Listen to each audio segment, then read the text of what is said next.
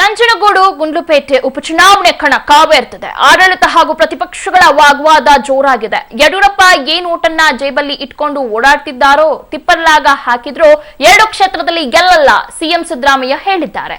ಬೆಂಗಳೂರಲ್ಲಿ ಮಾತನಾಡಿದ ಅವರು ಬಿಜೆಪಿ ನಾಯಕರಿಗೆ ಕಾಮನ್ ಸೆನ್ಸ್ ಇಲ್ಲ ಕಿಡಿಕಾರಿದ್ರು. ಆದ್ರೆ ಇದಕ್ಕೆ ಚಿಕ್ಕಮಗಳೂರಿನಲ್ಲಿ ಪ್ರತಿಕ್ರಿಯೆ ನೀಡಿದ ಯಡಿಯೂರಪ್ಪ, ನಾವು ಓಟನ್ನ ಜೇಬಲ್ಲಿ ಇಟ್ಕೊಂಡು ಓಡಾಡಲ್ಲ, ನಮ್ಗೆ ದೈವ ಬಲ ಜನಬಲ ಇದೆ ಅಂದ್ರು.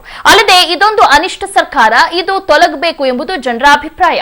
ಉಪಚುನಾವಣೆಯಲ್ಲಿ 2 ಕ್ಷೇತ್ರಗಳಲ್ಲಿಯೂ ನಾವು ಗೆದ್ದೇ ಗೆಲ್ತೀವಿ ಅಂತ ಟಾಂಗ್ ಕೊಟ್ಟಿದ್ದಾರೆ. BJP ಸೋಲೋದಂತೂ guarantee. 100ಕ್ಕೆ 100 2 ಕ್ಷೇತ್ರದಲ್ಲಿ ಸೋಲ್ತಾರೆ, ನಾವು ಗೆದ್ದೇ ಗೆಲ್ತೀವಿ.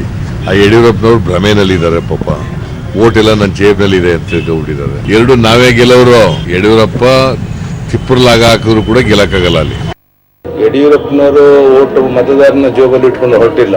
ಆದರೆ ನಮ್ಮ ದೈವ ಬಲ ಇದೆ, ಜನಬಲ ಇದೆ, ಅಲ್ಲಿ ನಮ್ಮ ಅಭ್ಯರ್ಥಿಗಳ ಬಗ್ಗೆ ಗೌರವ ಇದೆ. ಸಿದ್ದರಾಮಯ್ಯ ಸರ್ಕಾರ ಬಗ್ಗೆ ಅನಿಷ್ಟ ಸರ್ಕಾರ ಯಾವ ತಲುಪುತ್ತೋ ಅನ್ನೋ ಬೇಸರ ಇದೆ. ಈ ಹಿನ್ನೆಲೆಯಲ್ಲಿ ನಿಶ್ಚಿತವಾಗಿ 2 ಸೀಟ್ ನಾವು ಗೆಲ್ತೇವೆ. ಚುನಾವಣೋತ್ತರ ಸರ್ವೆಗಳು ಇವು, ಅಂದರೆ ಸಮೀಕ್ಷೆಗಳು. ಚುನಾವಣೆಯ ನಂತರ ಮಾಡಿರುವಂತಹ ಸರ್ವೆಗಳು 7ರಲ್ಲೂ ಹೆಚ್ಚು ಕಡಿಮೆ ಒಂದೇ ರೀತಿಯ ಅಭಿಪ್ರಾಯಗಳು ಮೂಡಿ ಬರ್ತಾ ಇವೆ. ಬಹಳ ದೊಡ್ಡ ವ್ಯತ್ಯಾಸಗಳು ಕಾಣಿಸ್ತಾ ಇಲ್ಲ.